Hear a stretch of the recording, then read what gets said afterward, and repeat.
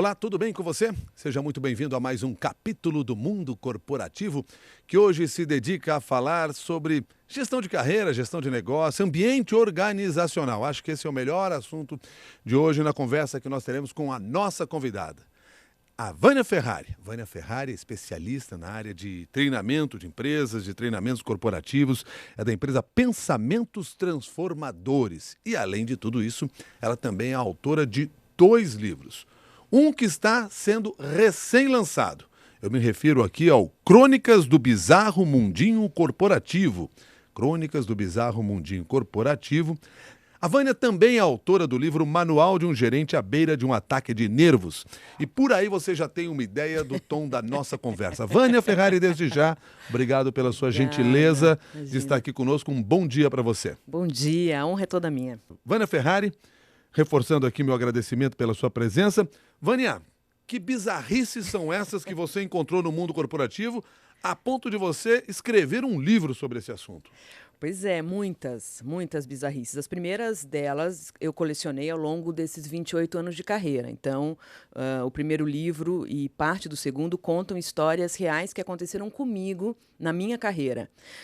Só que quando eu lancei o primeiro livro, fruto desse estudo e dessa coleção de histórias, eu comecei a receber histórias de outras pessoas. As pessoas que me seguem no Facebook, nas mídias sociais, começaram a falar: comigo aconteceu uma coisa parecida e foi mais ou menos assim. E foram tantos relatos de assédio moral, de injustiça, de falta de comprometimento, de falta de técnica das lideranças e dos liderados, que eu precisei colocar num segundo livro. E como você disse, os livros, na realidade, são um resumo de uma longa experiência que você teve no mundo corporativo. Exatamente. Conte para nós um pouco dessa experiência para a gente até se situar melhor nessa conversa. Tá bom.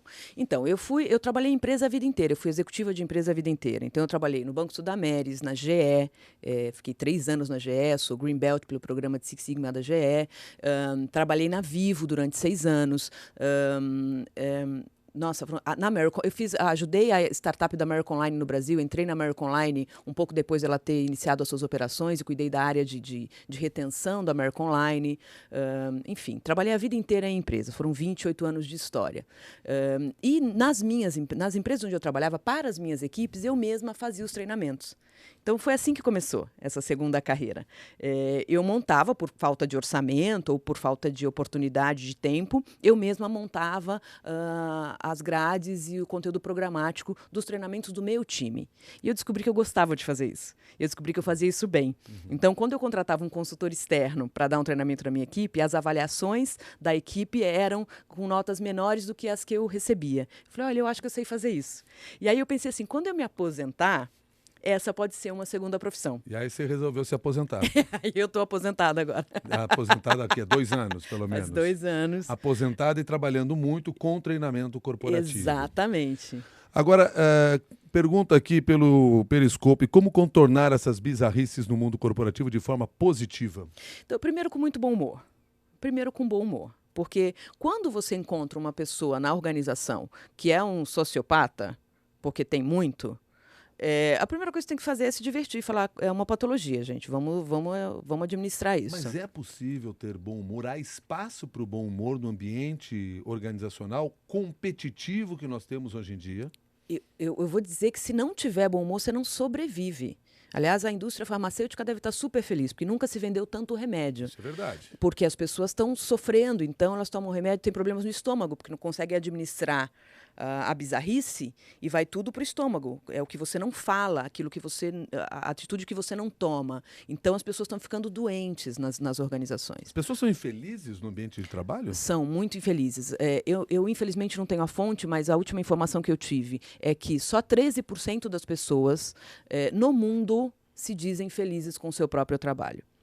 E como é que fica aquela máxima de que nós temos que fazer aquilo que nos deixa feliz, aquilo que nós gostamos? A gente não cumpre esta máxima? Então, o que eu vou te dizer? Assim, eu sempre fui o patinho feio das empresas. Pelo meu layout, pelo fato de ser mulher. Gostei da ideia do meu layout.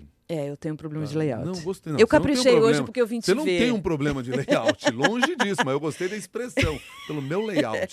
Eu caprichei que eu vim te ver, mas normalmente eu não ando bem arrumada, não. Tem um monte de coisas no meu perfil que me afastavam do padrão do homem executivo de terno e gravata, com vocabulário super cheio de trejeitos do mundo corporativo, formado nas melhores universidades. Então, eu sempre fui muito vítima desses assédios, numa época em que a gente nem sabia que isso chamava assédio moral. Então, como que eu lidava com isso? Com a arma que eu tinha, que era o meu bom humor. Então, muitas vezes tirava sarro dessa situação e com muita batalha. Assim. Eu sou filha de pai e mãe muito trabalhadores. E eu sei que o trabalho é a melhor resposta. Então, eu trabalhava muito e bem. Qual é a sua formação? Eu sou administradora, publicitária e fiz um MBA em gestão de pessoas.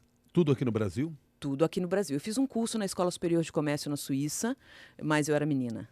Pois é, mas aí você está mostrando que você tinha um bom preparo para encarar este mundo corporativo, apesar de você mesmo ter citado agora há pouco, que deparava com pessoas com cursos no exterior, com MBA, doutorado, etc. e tal, e com uma outra visão da sua. Então, será que é esse autopreparo que deixa as pessoas assim? Ou é uma escola que existe hoje em dia de executivos que nos leva a ser assim quando assumimos esse posto? Ótima pergunta. Assim, eu sempre fui autodidata e eu sou CDF.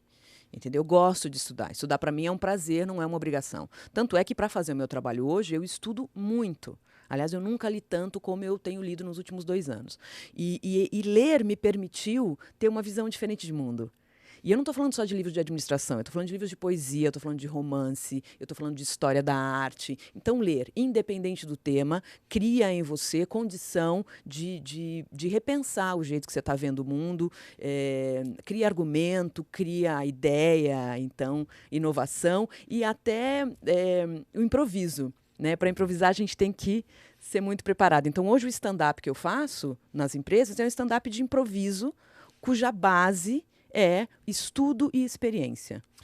A propósito, nós estamos falando aqui sobre satisfação no local de trabalho. Quero registrar aqui o Twitter da Rose, dizendo o seguinte. Aliás, ela tem um Twitter que é Rose Alegria. Oba. Eu sou feliz no meu trabalho. Bom. Hashtag privilégio. Faço tudo o que eu sempre quis. Curiosamente, quando você descreve aqui algumas das suas experiências, você fala de uma visita que você fez no Vale do Silício. Exato. Para descobrir os segredos do sucesso no Vale do Silício. Que sequer são segredos. Porque de lá surgem várias máximas. Uma delas é essa a qual eu me referi. Como fazer tudo aquilo que eu gosto? Como fazer o que eu realmente gosto para me dar bem? Dentro dessas questões todas que você está trazendo aqui, uma delas é essa. Por que lá dá certo, aqui não dá? Boa pergunta. Foi isso que me levou até lá.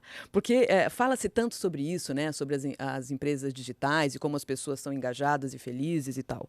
E aí eu quis descobrir, o que é título de um dos capítulos do meu livro, o que o Vale do Silício tem, que o Vale do Anhangabaú não tem, né? Então, eu queria muito descobrir isso. E fui até lá justamente para entrevistar brasileiros que já tiveram uma experiência no Brasil e que foram para lá, para eles poderem me dar essa base de comparação, né? O que tem lá que não tem aqui. E aí o que eu fui descobrir não é nada de fora o técnico. Eles não são melhor formados que nós. Eles têm a atitude correta perante os desafios e perante o trabalho. Que atitude é essa? Então, a primeira coisa assim, é não se prender à descrição de cargo. O que eu costumo dizer é que não existe mais descrição de cargo, mas extensão de cargo. Eu tenho que fazer... Diferencia isso pra gente. Ah, boa. Então, assim, na descrição de cargo, eu fico presa ao que está escrito lá no meu contrato de trabalho. As pessoas do Vale do Silício, os brasileiros que estão lá, eles acreditam na extensão de cargo, que eu vou fazer tudo o que for necessário para a coisa dar certo. Né? Então, se eu tiver que carregar caixa, se eu tiver que servir água, se eu tiver que montar um computador, se eu tiver que fazer uma apresentação para acionista, se eu tiver que fazer uma entrevista numa rádio, eu vou fazer independente do meu cargo ou da minha formação acadêmica.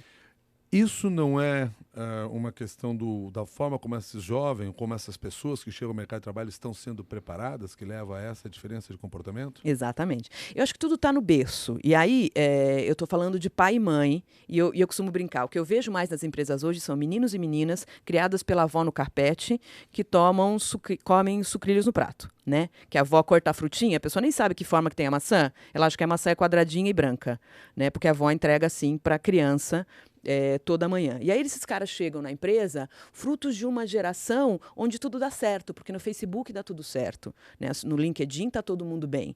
E aí a pessoa acha que ela não pode ser uma exceção, que ela tem que estar bem também. Então ela chega na empresa com uma certa arrogância e uma ingenuidade juvenil sobre o que é o trabalho. O trabalho requer empenho, requer esforço, requer dedicação, requer tombo, e as pessoas chegam lá achando que tudo vai dar certo, como dá nas páginas do Facebook das pessoas que estão, ora mentindo, ora contando a sua história, né? Bom, você está falando de jovens, Tô. pessoas que estão chegando no mercado de trabalho. Como muda essa atitude? No dia a dia? No dia a dia e como as Com próprias empresas vão ter que mudar esses Ah. jovens, já que eles não se prepararam ou não foram preparados no momento em que deveriam. Então, aí entra a minha empresa, Pensamentos Transformadores. Então, fazendo um autoelogio, o meu trabalho é muito ir lá às organizações, falar com esses profissionais e abrir os olhos deles para o que é trabalho. E quão bom é você inovar, você criar soluções do nada, você buscar alternativas dentro de um cenário de crise como é o que a gente está vivendo, porque tudo isso é possível. Depende muito da sua boa vontade. No meu livro eu conto histórias de uma área em que eu tinha zero dinheiro para fazer investimento, e você faz isso com criatividade, com inovação, enfim. Isso no trabalho de motivação, preparação e treinamento do pessoal, que é o que você descreve no livro, desse desafio que você enfrentou, trabalhando com criatividade. Sim.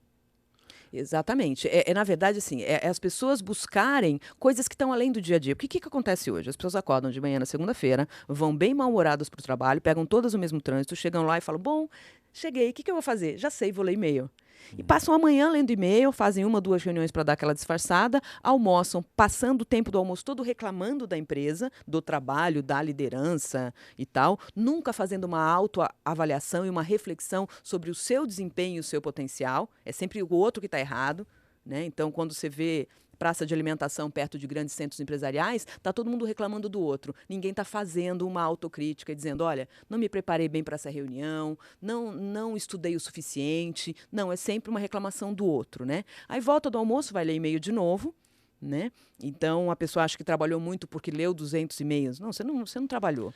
O e-mail é uma praga corporativa? É uma praga.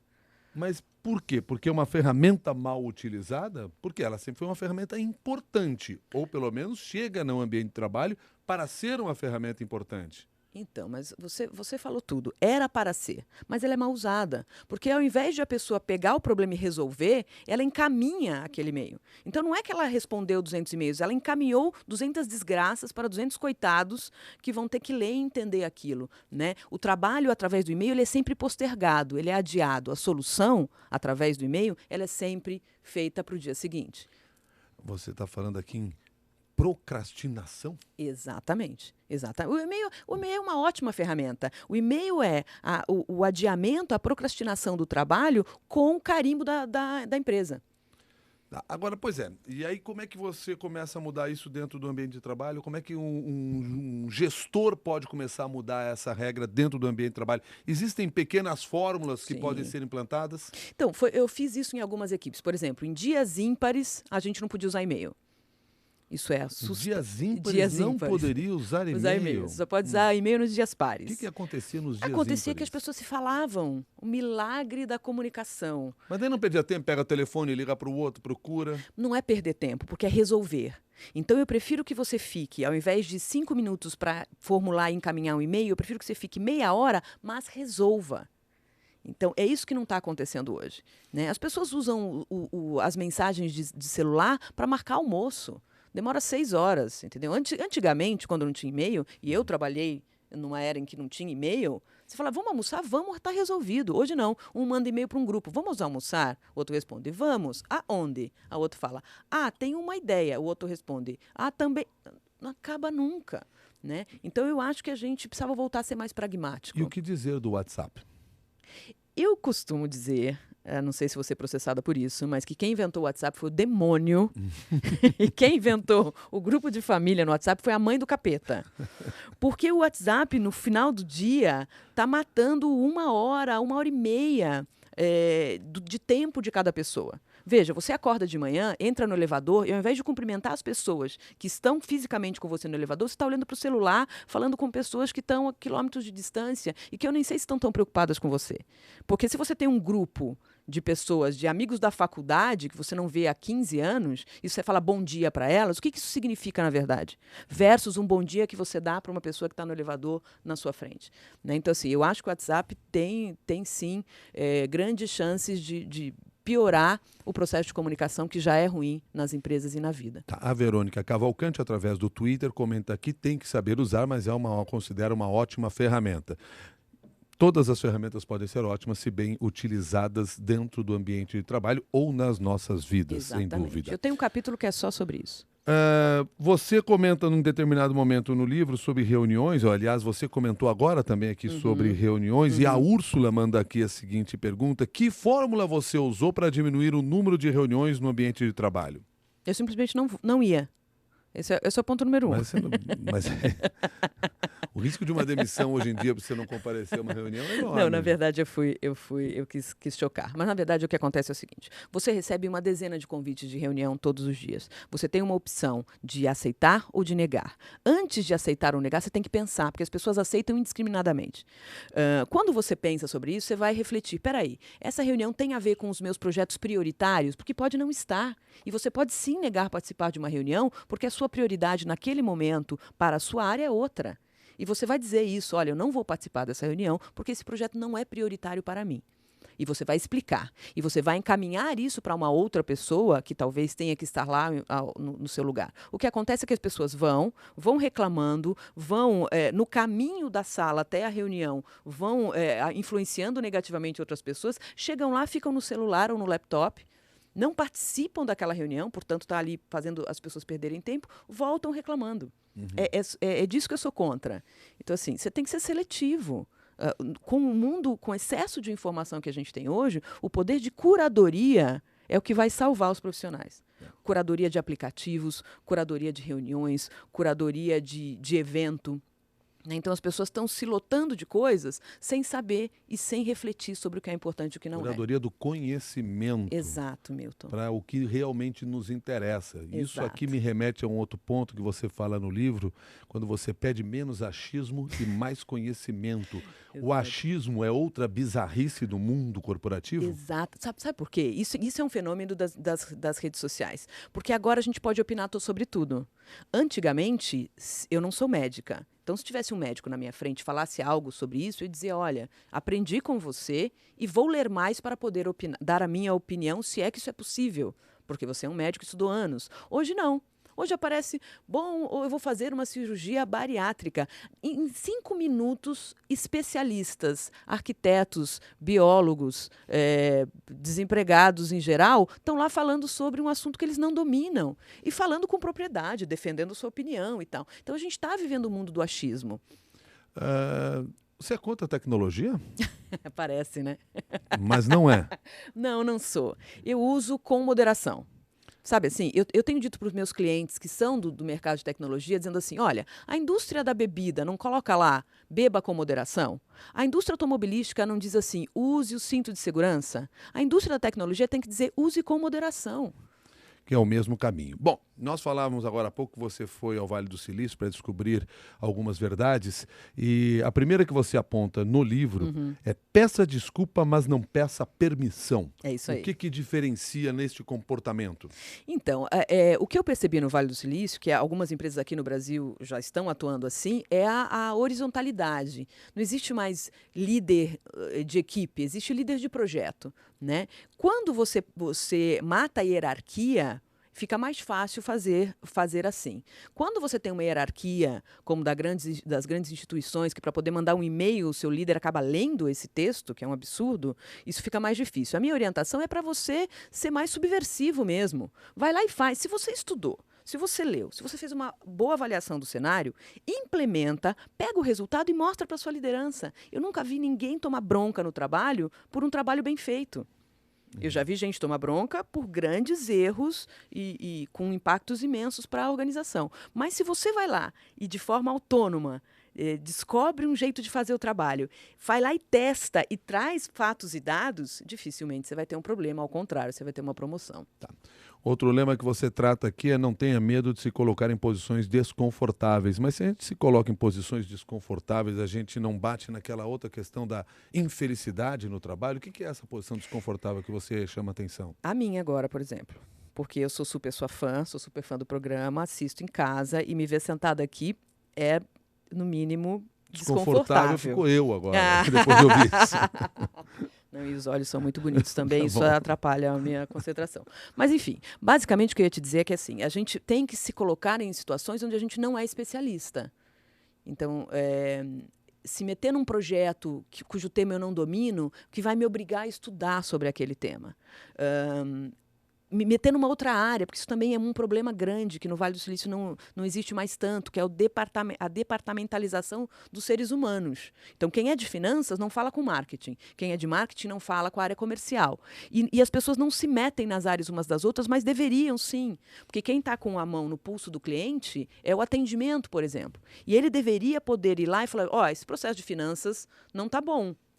Me bota aí, que eu vou dar um jeito de mexer nisso. Aí o gestor tem que criar um ambiente para que isso aconteça? Ele que vai ter que intervir nisso para que essa troca de informação ocorra sem a competitividade natural, sem os ciúmes, sem a inveja, que são, imagino aí, uma série desses pecados que a gente comete no dia a dia e que no ambiente de trabalho também são prejudiciais. Sem dúvida. Não, o líder é a chave do sucesso desse negócio.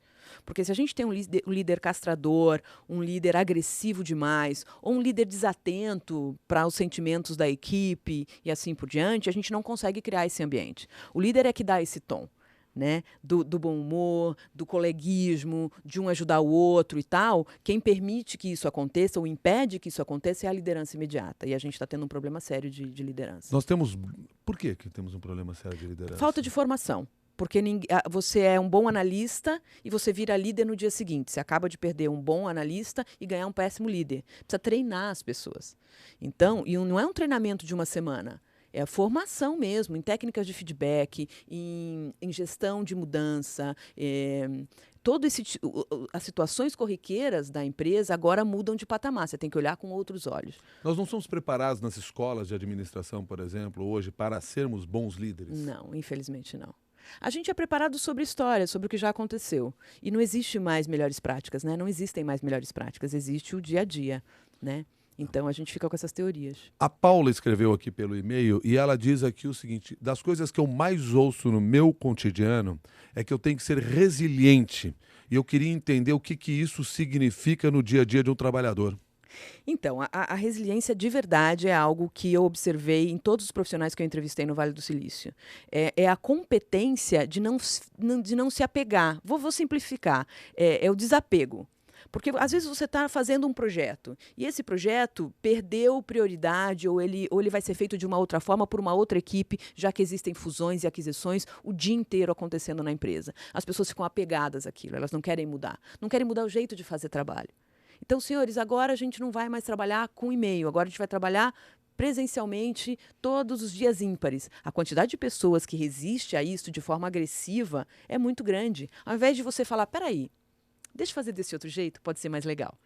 Então, ser resiliente é poder olhar para uma situação e pensar que o outro pode estar certo, que é uma perspectiva que a gente perdeu. Né? E a gente vê isso nas manifestações, a gente vê isso no Facebook, a gente vê isso no dia a dia nas empresas. Todo mundo quer ter razão e talvez você não esteja certo. Vânia, quase sua xará aqui, a Wanda, mandou a seguinte questão baseada no título do outro livro que você escreve.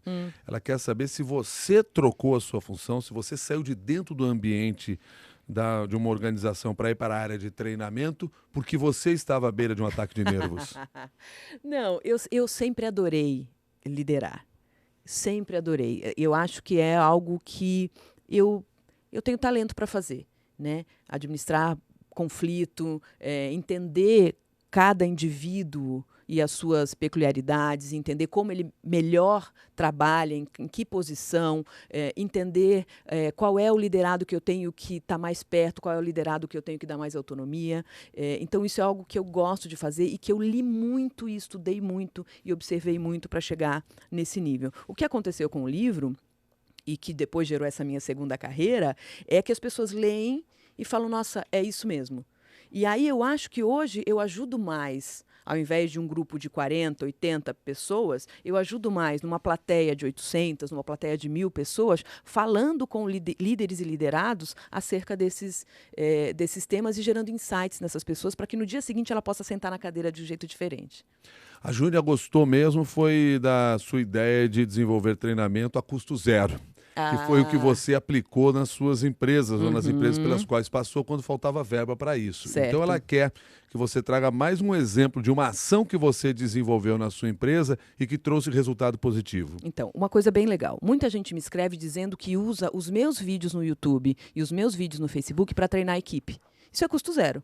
Então, eu boto lá temas sobre gestão, de mudança, sobre plano de carreira, sobre gestão de conflito, e tenho lá vídeos de 1 minuto, 2 minutos, 3 minutos. Então, as pessoas estão usando os vídeos para dar treinamento para a equipe. Então, bota o vídeo e depois as pessoas discutem sobre isso. Isso permite aumento o diálogo do grupo, permite com que o líder entenda como cada profissional pensa e é custo zero numa sala que você usaria dentro da sua própria empresa. Não estou falando só dos meus, mas além dos meus, tem muitos vídeos legais, até o seu próprio programa. Por exemplo, apresentar uma entrevista sua para um grupo de colaboradores e discutir sobre um tema que você está trazendo, é um jeito de fazer treinamento com custo zero. A Verônica escreve para cá e a pergunta que ela mandou através do Periscope é como trabalhar melhor com a conciliação. Se qualquer pessoa pode ser conciliadora dentro de uma empresa. Qualquer pessoa pode querer ser conciliadora. E isso está à distância de uma mão. Você tem uma frase que uma vez me disseram e eu aprendi muito com isso. O seu ponto de vista é só a sua vista de um determinado ponto. Então, todos nós temos pontos cegos. O que é difícil é que você tem que abandonar o seu ego, você tem que abandonar um pouco da sua autoestima para dizer assim, puxa, essa vez eu fiz errado. E eu cometi grandes erros na minha carreira. Eu fui muito injusta com muita gente. E eu só consigo olhar para isso hoje e escrever os livros colocando muitas vezes o meu defeito a serviço do ponto de vista do outro. Então eu vou ser conciliador na medida em que eu parar de achar que eu tenho razão em tudo, porque a gente não tem. Né? E começar a ter um papel de ajudar as pessoas. Espera aí, dê a sua opinião. Agora dê a sua opinião. Você está vendo? Onde tem convergência? Né, e buscar a convergência. A meritocracia, ela prejudica o ambiente de trabalho pela forte competição que ela gera? Eu acho que ela ajuda. Eu acho que sem meritocracia, a gente cria, sim, ambientes onde vale a lei do quem eu gosto mais. Então, as ferramentas de meritocracia, estas sim, têm que ser lícitas, têm que ser muito bem avaliadas. Se você implanta uma boa ferramenta, não tem como. Qual é a maior bizarrice que você encontrou no mundo corporativo? A grosseria. A grosseria não tem desculpa. Desrespeito? O desrespeito, o assédio moral, para mim a maior bizarrice, assim. Essa ideia do eu mando, vocês obedecem, ela ainda impera em muitas empresas? Sim, muito, muito, muito. Até porque a gente foi criado na era industrial, né? Pensa, a gente estudou em escolas onde todo mundo estava lá sentado numa cadeirinha, virado para frente, tinha só um dono do poder, que era o professor, né? Se você for às faculdades hoje, você vai encontrar o mesmo cenário. A exceção daquelas que botam em círculo e tal, a maioria das vezes você tem um que manda e os outros que obedecem se tiverem juízo. Então, a gente foi formado para obedecer à igreja, ao professor, ao pai.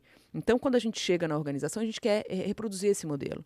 O que eu acho bizarro é que uma pessoa que passou por situações de assédio moral, quando vira um líder déspota. Isso é realmente bizarro. Quer dizer, ele não aprendeu com o que ele sofreu. Provavelmente não. Ele aplica o que ele sofreu. Ele quer se vingar. Ele quer se vingar e a vingança a gente já sabe que não é tão boa assim. Não é. Vânia, quero agradecer sua gentileza de conversar conosco aqui no Mundo Corporativo, trazendo alguns dos conhecimentos que você adquiriu no decorrer da sua carreira. Lembrando que alguns desses conhecimentos estão também nos livros Crônicas do Bizarro Mundinho Corporativo, livro esse recém-lançado pela Texto e Textura, e Manual de um gerente à beira de um ataque de nervos, a arte de saber aprender na prática um pouquinho de tudo.